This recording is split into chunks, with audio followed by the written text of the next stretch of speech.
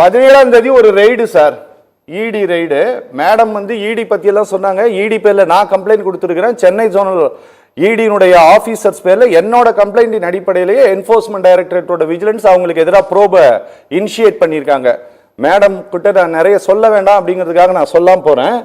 ஏன்னா நான் தான் பெட்டிஷனருங்கிறதுனால.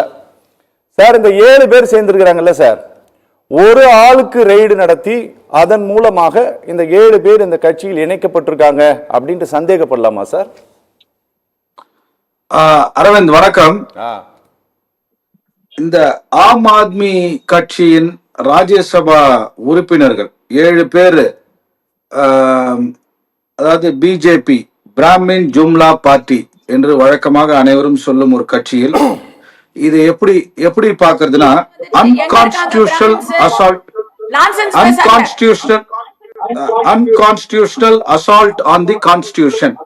இதுதான் இது. என்னன்னா ஒரு merger of MPs, majority merger of MPs இன்னொரு கட்சியில சேரணும்னா ஒரு ஆர்கனைசேஷனல் லெவல்ல லெஜிட்டிமேட்டா ஒரு ரெசல்யூஷன் பாஸ் பண்ணி அப்புறமா தான் அந்த கட்சியில சேரணும்.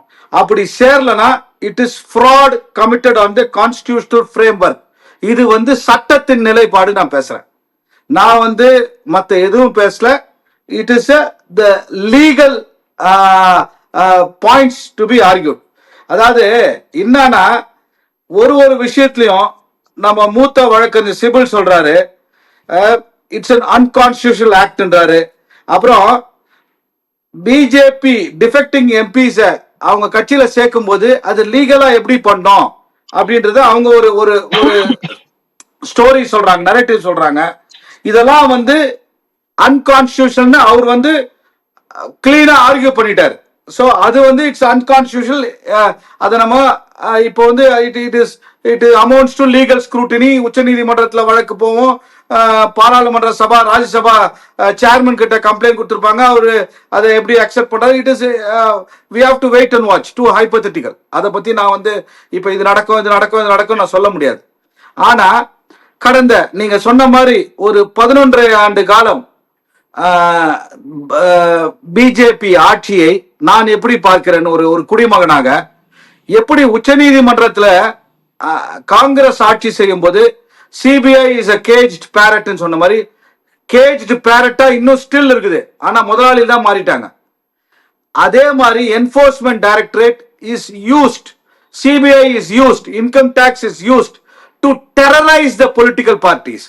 அதனால காங்கிரஸ் தலைவர் மல்லிகார்ஜுன் கார்கே அழகா சொன்னார், மோடி அண்ட் அமித்ஷாவோட முழு நேர வேலையை என்னன்னா பொலிட்டிக்கல் பார்ட்டிஸை டெரரைஸ் பண்ணி அவங்க மீது பொய் வழக்குகளை போட்டு பாருங்க.